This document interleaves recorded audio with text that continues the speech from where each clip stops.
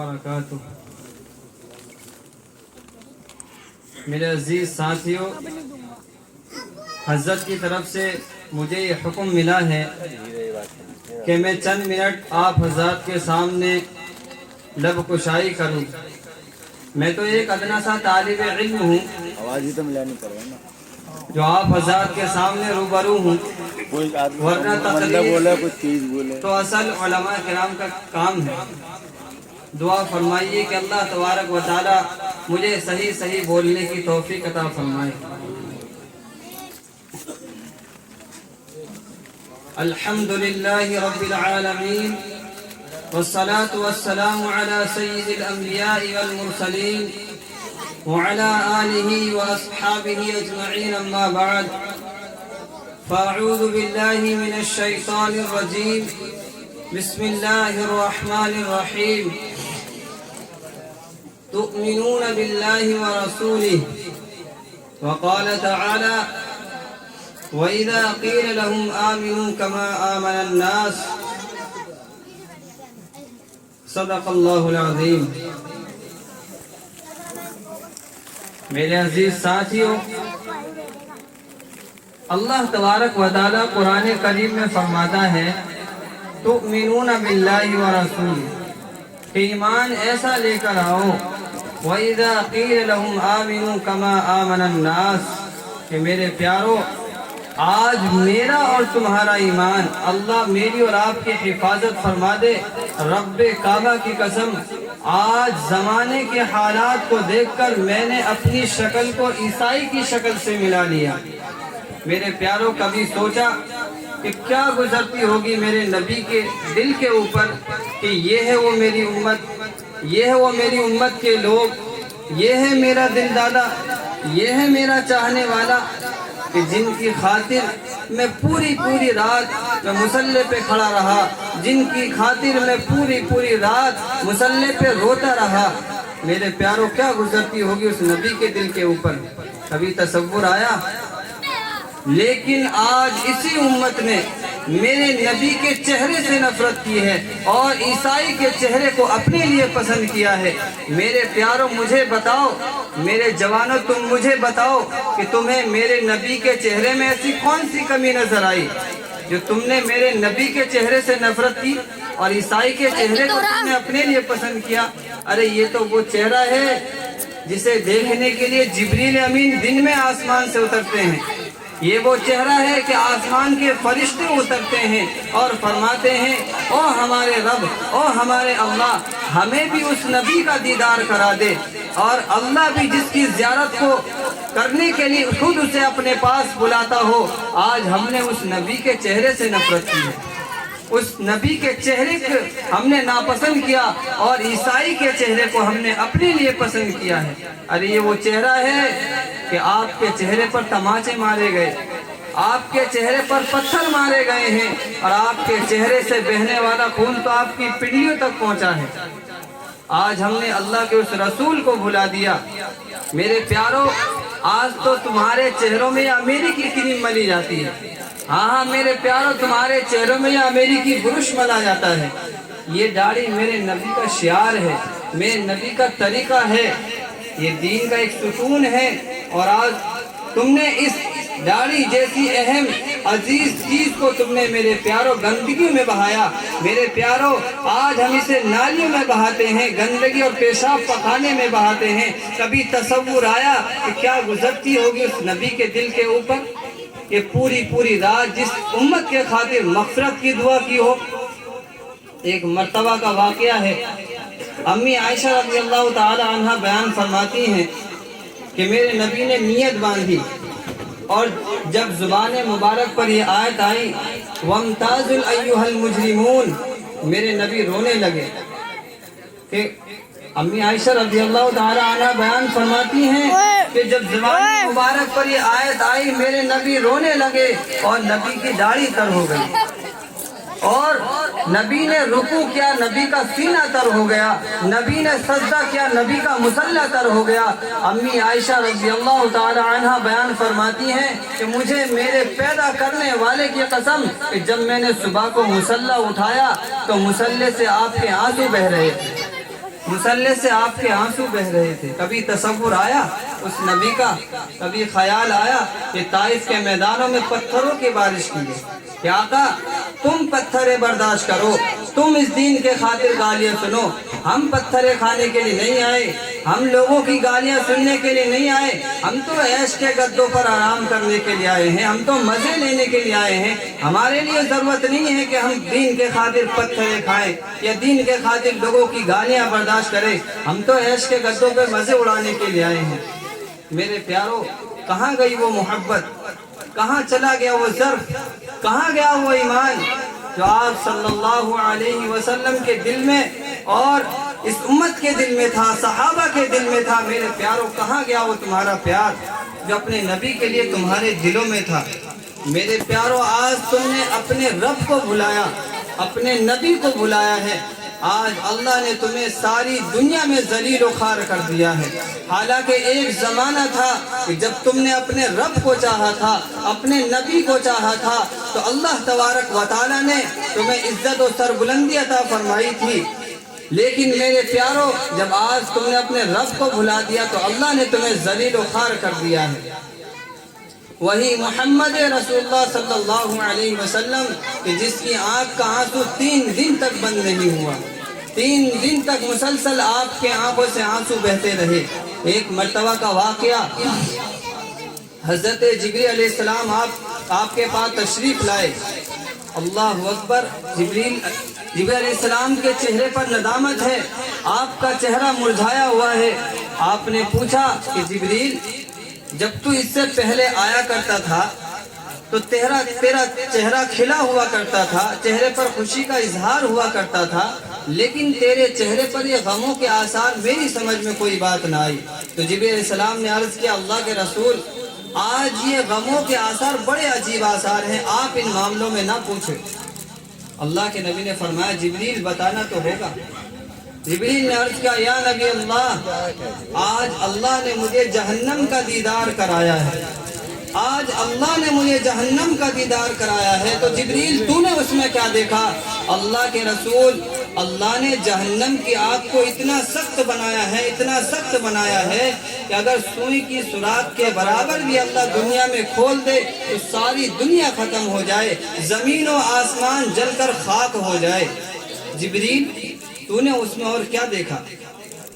اللہ کے رسول، اگر ایک جہنمی کو جہنم سے نکال کر 1,00,000 آدمیوں کے درمیان میں بٹھا دے اور وہ سانس لے، صرف سانس لے، تو اس کی سانس کی گرمی سے وہ 1,00,000 آدمی جل کر کوئلہ بن جائیں گے۔ اللہ نے جہنم کی آگ کو اتنا سخت بنایا ہے۔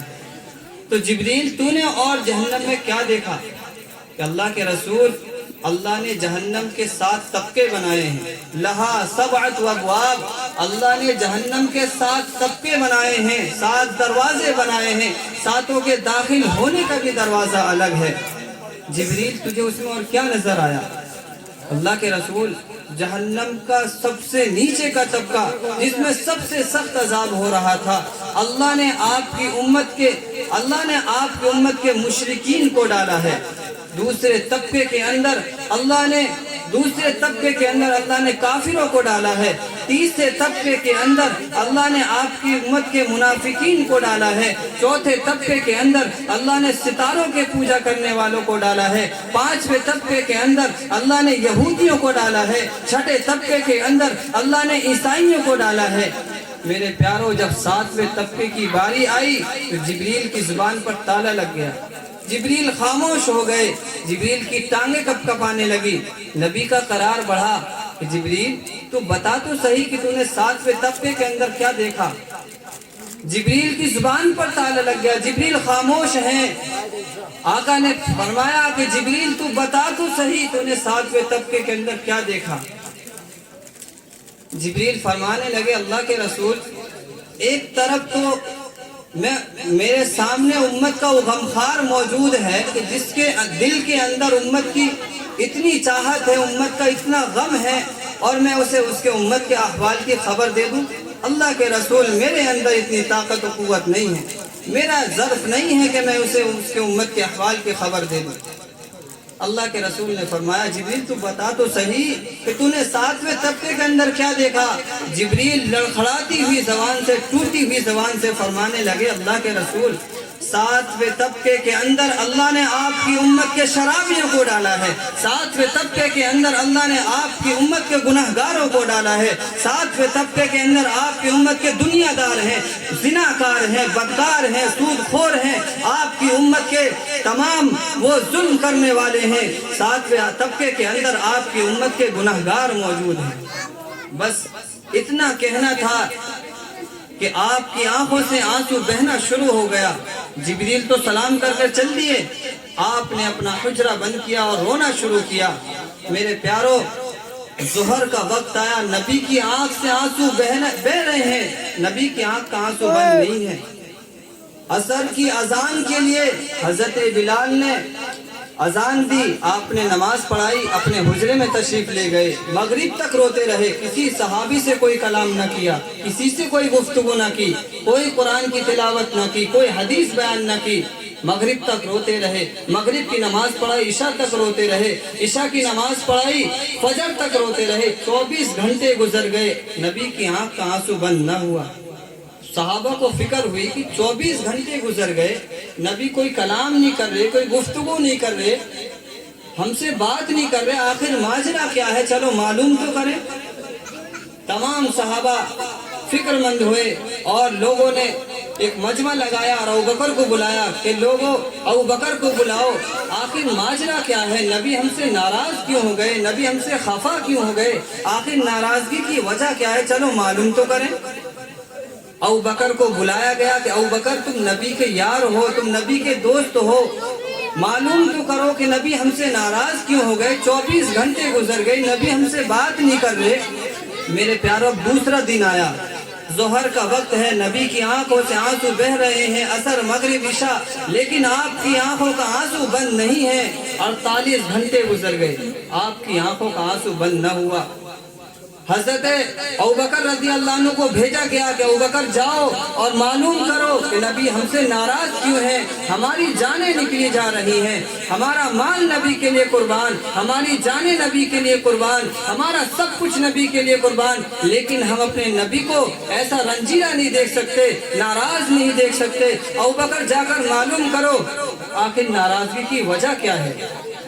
ابوبکر رضی اللہ عنہ دروازے پر پہنچے، پکارا، السلام علیکم یا رسول اللہ، السلام علیکم یا حبیب اللہ، السلام علیکم یا نبی اللہ، لیکن میرے پیاروں اندر سے کوئی جواب نہ آیا۔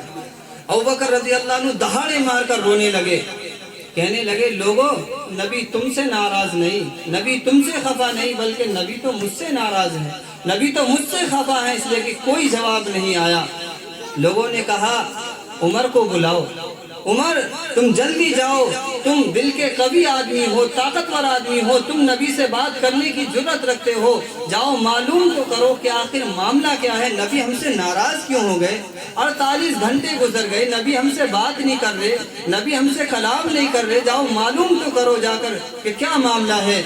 میرے پیارو، جب حضرت عمر رضی اللہ عنہ دروازے پر پہنچے اور پکارا، السلام علیکم یا رسول اللہ، السلام علیکم یا نبی اللہ، السلام علیکم یا حبیب اللہ، لیکن میرے پیارو کوئی جواب نہ آیا۔ حضرت عمر رضی اللہ عنہ بھی دہاڑے مار کر رونے لگے، فرمانے لگے، لوگوں، نبی تم سے ناراض نہیں، نبی ابوبکر سے ناراض نہیں، بلکہ نبی تو عمر سے ناراض ہے، نبی تو عمر سے خفا ہے، اس لیے کہ نبی نے کوئی جواب نہ دیا۔ میرے پیارو، تیسرا دن آیا، 72 گھنٹے گزر گئے، لیکن نبی کی آنکھ کا آنسو بند نہ ہوا۔ تو میرے پیارو، ابوبکر جیسے صحابی سے بات نہ بنے، عمر جیسے صحابی سے بات نہ بنے، تو کس سے بات بنے؟ لوگوں نے کہا، سلمان فارسی کو بلاؤ۔ سلمان فارسی رضی اللہ عنہ کو بلایا گیا۔ سلمان فارسی رضی اللہ عنہ کو جب تمام ماجرا سنایا گیا، کہنے لگے، نہیں نہیں، میرے اندر اتنی طاقت نہیں کہ میں نبی سے بات کر سکوں، میرے اندر اتنی طاقت نہیں ہے، تم علی کے پاس جاؤ۔ علی رضی اللہ عنہ کو بلایا گیا، حضرت علی رضی اللہ عنہ آئے، کہنے لگے، بھائی میرے اندر مجال نہیں کہ میں نبی سے بات کر سکوں، لیکن ہاں تمہیں ایک راستہ ضرور بتلا دیتا ہوں، تم فاطمہ کے پاس جاؤ، حسن حسین کے پاس جاؤ، شاید کہ کوئی راستہ ملے۔ راستہ کیوں نہ ملے؟ میرے نبی نے فرمایا جس نے میرے حسین کے دل کو تکلیف دی اس نے میرے دل کو تکلیف دی، اور جس نے میرے حسین کے دل کو خوش رکھا اس نے میرے دل کو خوش رکھا۔ ایک مرتبہ کا واقعہ ہے، آپ صلی اللہ علیہ وسلم نماز پڑھانے کے لیے تشریف لے جا رہے ہیں، اور کانوں میں حضرت حسین رضی اللہ عنہ کے رونے کی جب آواز آئی ہے تو آپ نے اپنے قدم مبارک باہر نکالے مسجد سے اور فاطمہ کا دروازہ کھٹکھٹایا اور کہنے لگے، فاطمہ تو نے میرے حسین کو کیوں رلا دیا، میرے حسین کے آنکھوں میں آنسو کیوں بھر دیے؟ حضرت فاطمہ رضی اللہ تعالی عنہ دروازے کے قریب آئی اور کہنے لگی، اے میرے ابا جان، اے میرے پیارے نبی، میں نے حسین کو نہیں رلایا، میں نے حسین کے، ذرا توجہ اس وقت میں ذرا توجہ سے میری بات سنیں۔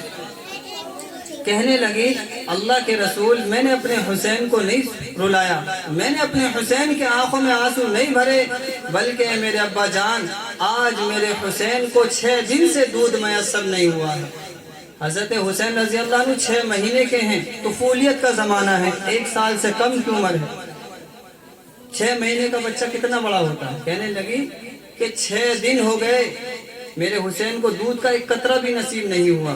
اے میرے ابا جان آج فاطمہ کا سینہ خشک ہو چکا ہے، سینے سے دودھ نہیں اترتا، میرا سینہ خشک ہو چکا ہے، مجھے 6 دن ہو گئے فاقے گزارتے ہوئے، کھانے کو کچھ نہیں ملا ہے، میرا سینہ خشک ہو چکا، میرے سینے میں دودھ نہیں ہے جس سے میں حسین کو پلا سکوں۔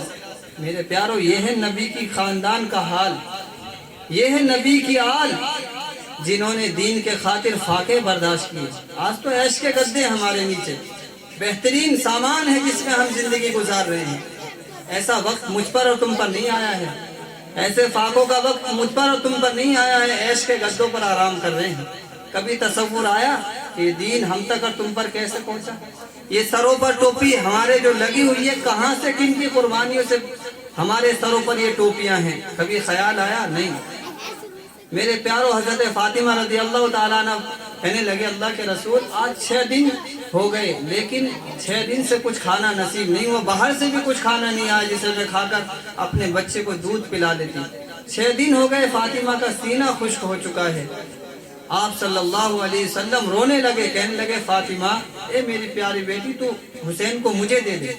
آپ نے ان کو باہر لیا اپنی گود میں، اور جب نگاہ نبوت حضرت حسین کے چہرے پہ پڑی تو آپ رونے لگے، کہنے لگے، میرے پیارے نواسے اگر تو 6 دن کا بھوکا ہے، تیری ماں 6 دن سے بھوکی ہے، تو میرے پیارے حسین تیرا نانا بھی 6 دن سے زیادہ کا بھوکا ہے۔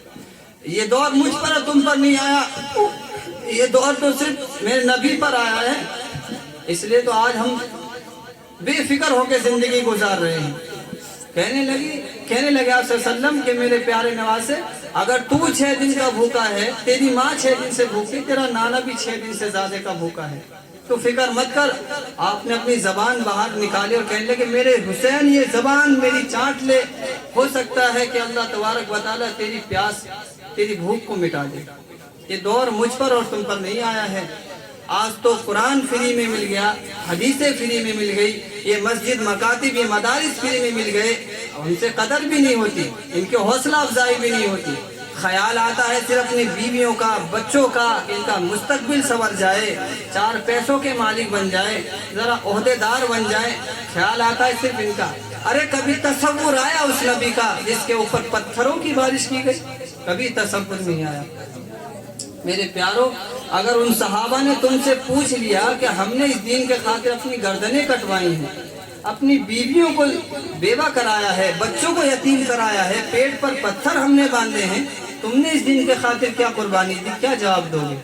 آج ہم سے یہ نہیں کہا جاتا جاؤ شہید ہو جاؤ جا کر، ارے اپنے دین پر جم جاؤ، اپنے مذہب پر جم جاؤ۔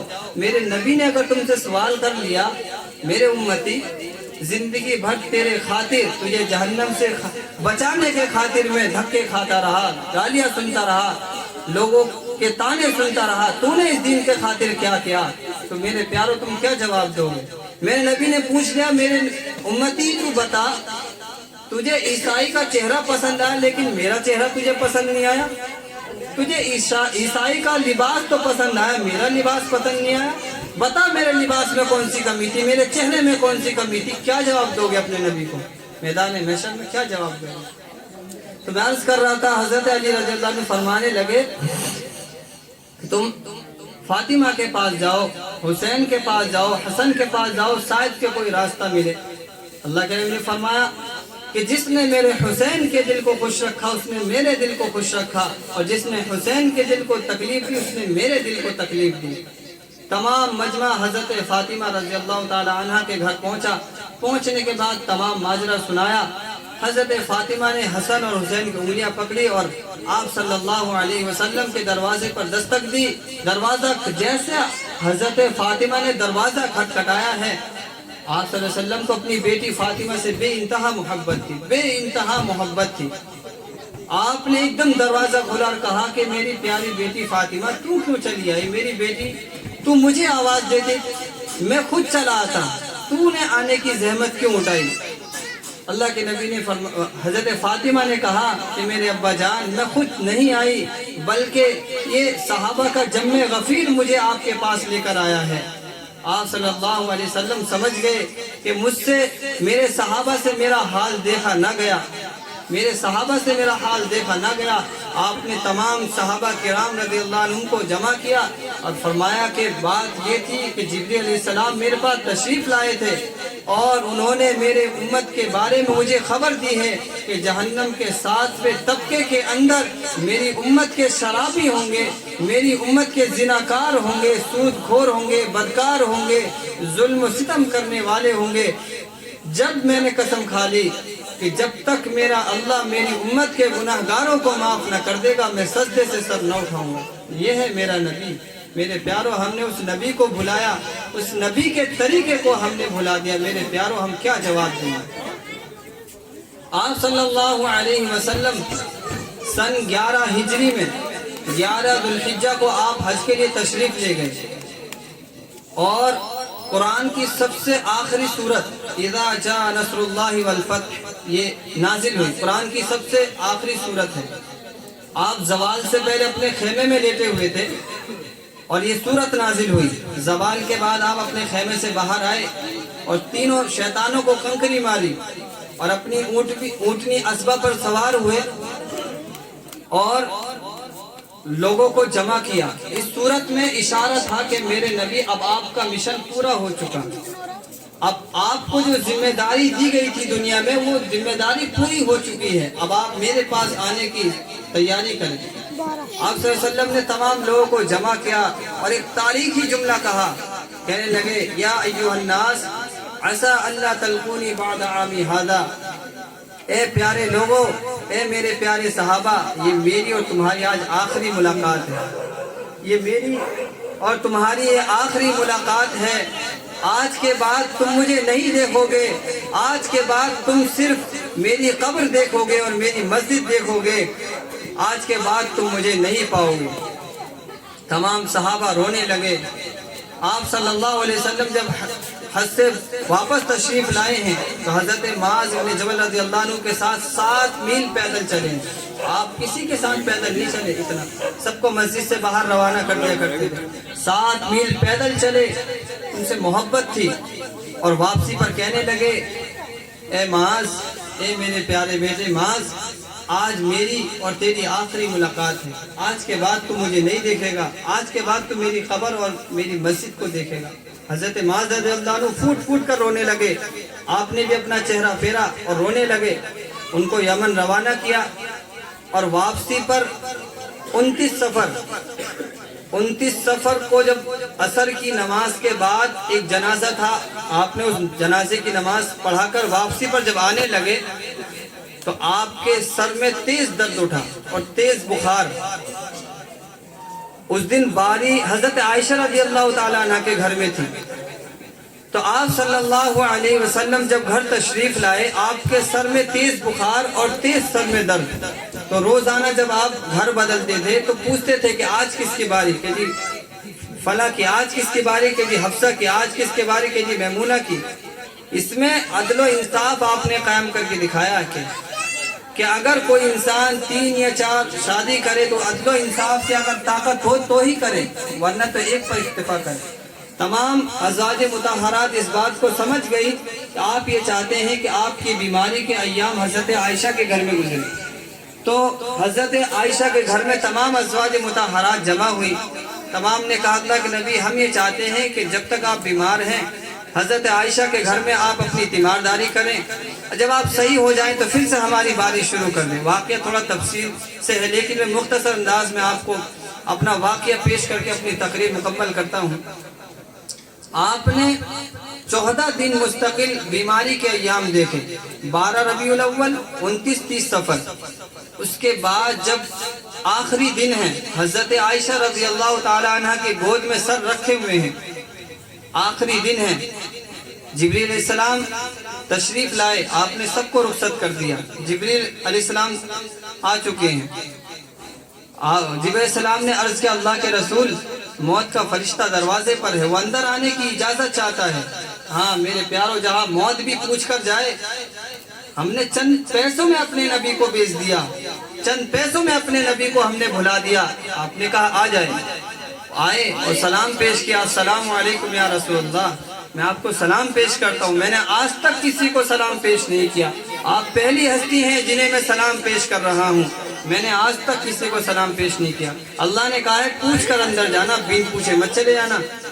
اللہ کے رسول اللہ نے کہا ہے کہ اگر میرا نبی اجازت دے اسے لے کر آنا، اگر اجازت نہ دے تو دنیا میں چھوڑ کر آ جانا.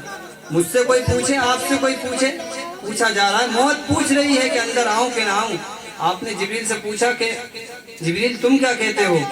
اللہ کے رسول اللہ بھی آپ کی ملاقات کے شوق میں ہے، اللہ بھی آپ کی ملاقات کے شوق میں. میرے پیارو ایسی موت مانگو اللہ سے، کیونکہ موت تو ہمارے لیے رحمت ہے. تو آپ نے اسرائیل کو کہا چلو مقدر کو پورا کرو.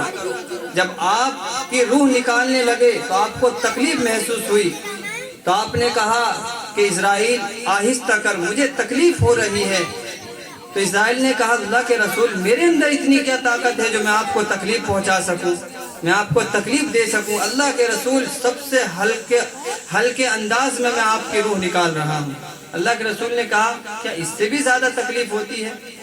کہ اللہ کے رسول ہاں، آپ کی امت کے منافق فاجر و فاسق کو میں اس سے بھی زیادہ تکلیف دیتا ہوں.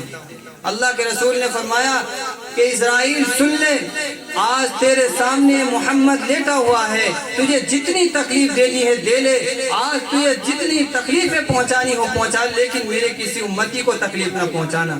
میرے پیارو اس نبی کو بھلا بیٹھے، اس نبی کی تعلیمات کو تم بھلا بیٹھے، کیا جواب دو گے تم میدان محشر میں؟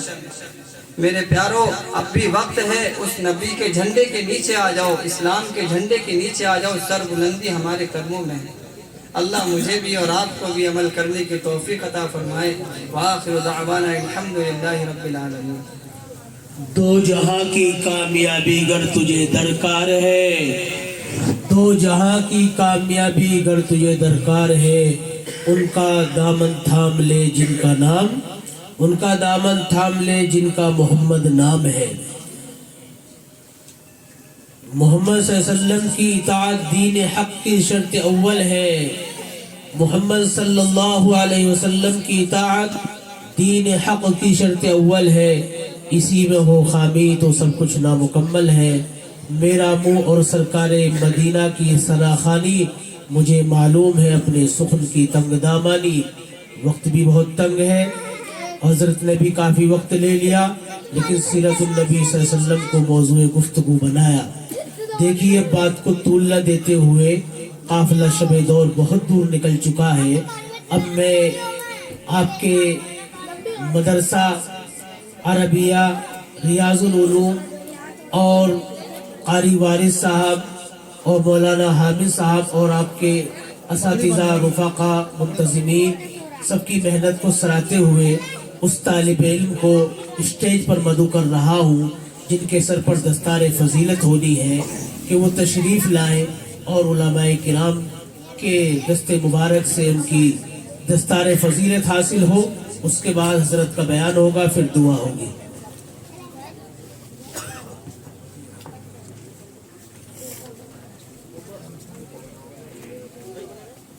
علماء کرام جو بڑے مسلم ہیں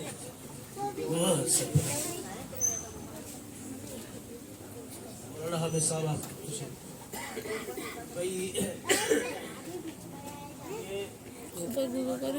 کون کو یہ آپ کے مدرسہ ریاض العلوم کی دین ہے، اور جناب قاری محمد وارث صاحب بھائی مدرسہ چلا رہے ہیں اور شب و روز محنت کر رہے ہیں۔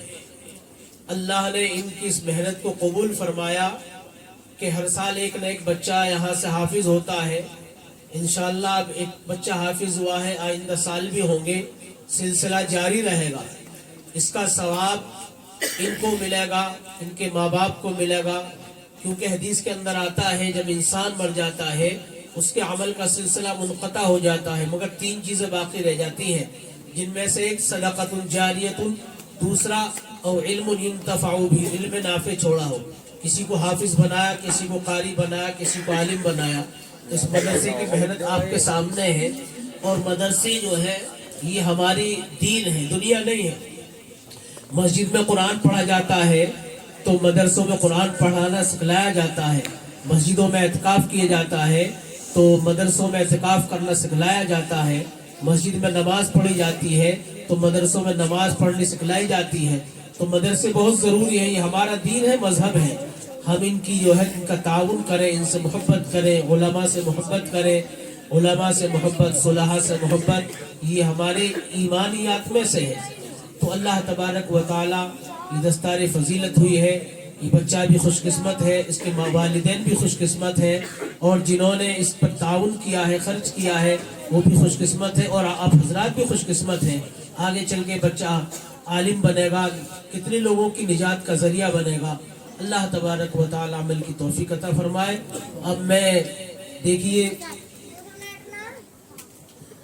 اب میں مہمان مکرم جناب حضرت مولانا مفتی عبدالشکور صاحب امام و خطیب جامع مسجد اڑولی، ان سے درخواست کر رہا ہوں کہ حضرت تشریف لائیں اور اپنی خطابت سے سامعین کو مستفیض فرمائیں۔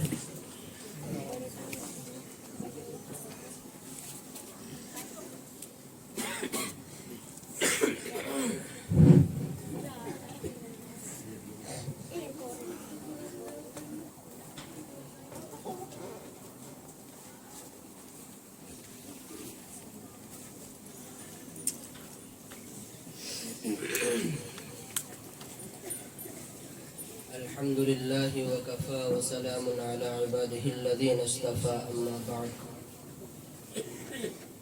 فأعوذ بالله من الشيطان الرجيم، بسم الله الرحمن الرحيم، إن الله اشترى من المؤمنين أنفسهم وأموالهم بأن لهم الجنة، صدق الله العظيم۔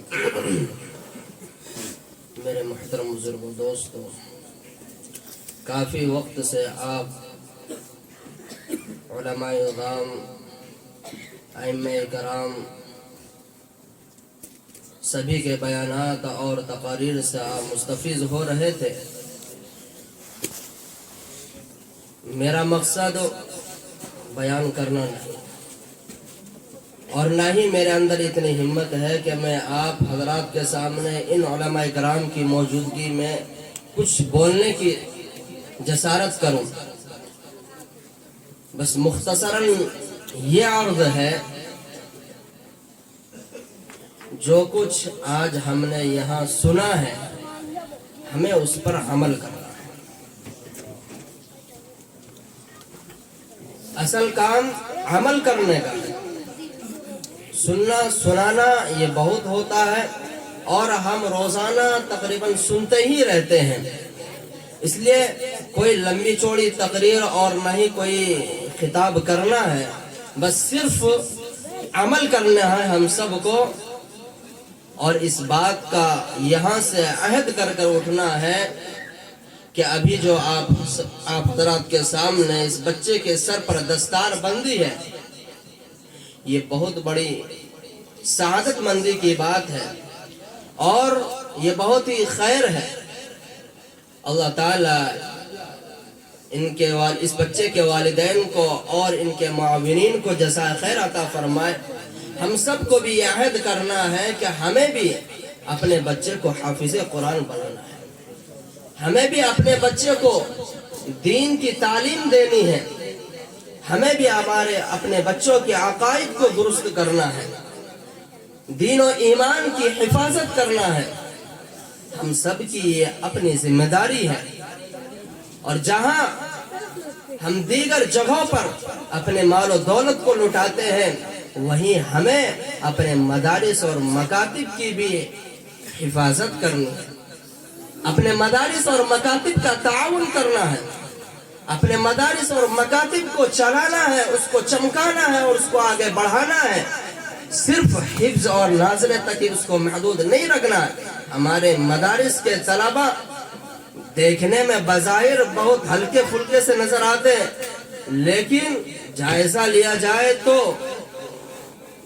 جو طلبہ اسکولوں کے اندر انٹر پڑھنے والے ہیں، میں کہتا ہوں ان سے بھی آگے رہتے ہیں، ہمیں دیکھنے میں صرف لگتے ہیں۔ اس لیے ہمیں ان کی ظاہری حالت کو دیکھ کر نہیں، بلکہ ان کی نسبت کو دیکھیے کہ ان کی نسبت کن سے جڑی ہوئی ہے، اور جس کی نسبت ہی اتنی اعلیٰ ہو اس کا مقام و مرتبے کا کتنا اعلیٰ ہوگا۔ اس لیے ہمیں اپنے مدارس اور مکاتب کی حفاظت کرنی ہے۔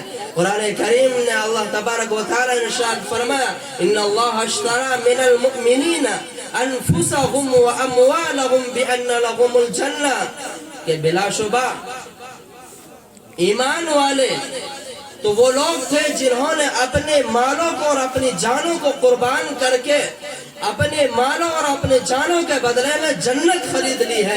آج ہم نے کیا خریدا ہے؟ اپنے مالوں کو اگر ہم نے بہایا ہے پانی کی طرح تو شادی بیاہ کے اندر بہایا ہے، ہم نے اپنے مال و دولت کو اگر بہایا ہے تو ڈی جے اور گانے اور ان تمام چیزوں خرافات پر بہایا ہے۔ جبکہ حدیث یہ کہتی ہے کل قیامت کے دن ابن آدم سے 5 سوالات ہوں گے، اور اس سے پہلے حساب کی جگہ سے قدم نہیں ہٹ پائیں گے، اور مال کے متعلق 2 سوال ہوں گے کہ اس مال کو کہاں سے کمایا اور پھر کہاں خرچ کیا۔ اب ہم یہ تصور کریں اور اپنے دل پر ہاتھ رکھ کر یہ سوچیں کہ ہم نے اپنا مال کس طریقے سے حاصل کیا ہے، اور آج ہم پانی کی طرح شادی بیاہ میں اور ناجائز جگہوں پر کس طریقے سے بہا رہے ہیں۔ کیا اس کا ہمیں سوال جواب نہیں دینا پڑے گا؟ کہ ہمیں اس کی فکر نہیں ہے یا نہیں؟ فکر ہے یا نہیں؟ تو آج جب ہمیں فکر ہے تو ہمیں اپنے مال کو، اپنے روپے پیسوں کو کہاں خرچ کرنا چاہیے؟ مولانا ابو الحسن علی میاں ندوی رحمت اللہ علیہ ان کے حوالے سے کہتے ہیں، وہ کہتے تھے ہندوستان کے مسلمانوں کے لیے یہ بہت سستا سودا ہے کہ اگر مدارس اور مکاتب کو چلانے کے لیے اپنا ذاتی مکان بیچ کر اس پیسے سے مدارس اور مکاتب چلائے اور خود کرائے کے مکان میں رہے، تو یہ سستا سودا ہے مسلمانوں کے لیے، یہ سستا سودا ہے۔ لیکن آج کسی سے یہ نہیں کہا جا رہا ہے کہ آپ اپنے ذاتی مکان کو بیچ دیں، بلکہ آپ سے یہ کہا جا رہا ہے آپ سے جو بھی ہو سکے آج ہم اس مدرسے کی چادر کے تلے بیٹھے ہیں، جس کا جیسا بھی موقع ہو اپنی حیثیت کے مطابق مدرسے کا تعاون کر کے جائے، کوئی خالی ہاتھ نہ جائے، اور اللہ کی رضا اور اللہ کی خوشنودی کے لیے ہمیں اس مدارس کی حفاظت کرنی ہے۔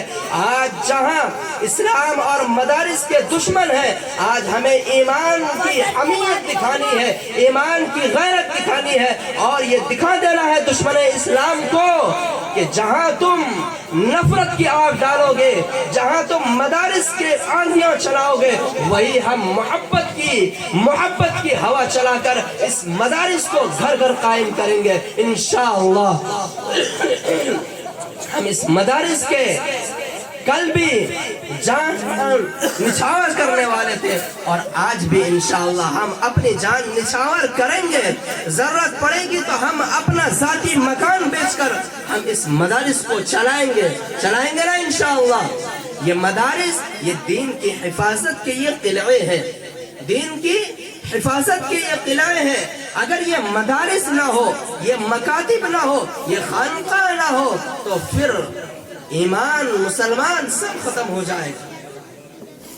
یہ مدارس ہی کی دین ہے کہ آج ہم یہاں بڑے اطمینان کے ساتھ بیٹھے ہوئے ہیں، اور اس مدرسے کی ہی برکت اور اس کا فیض ہے کہ آج اسی کی نسبت پر آج ہم سب یہاں جمع ہو کر دین کی باتیں، قرآن کی باتیں، حدیث کی باتیں سن رہے ہیں، اللہ اور اس کے رسول کی باتیں سن رہے ہیں۔ ہم سب ایمان والے ہیں، تو ہماری یہ ذمہ داری بنتی ہے کہ ہم اپنے مدارس اور مکاتب کی اس کی تعاون کریں اور اس کو زیادہ سے زیادہ آگے بڑھانے کی کوشش کریں۔ اللہ تبارک و تعالی نے قرآن کریم کے اندر ارشاد فرمایا من جاء بالحسنۃ فلہ عشر امثالها، کہ جو شخص اللہ کی راہ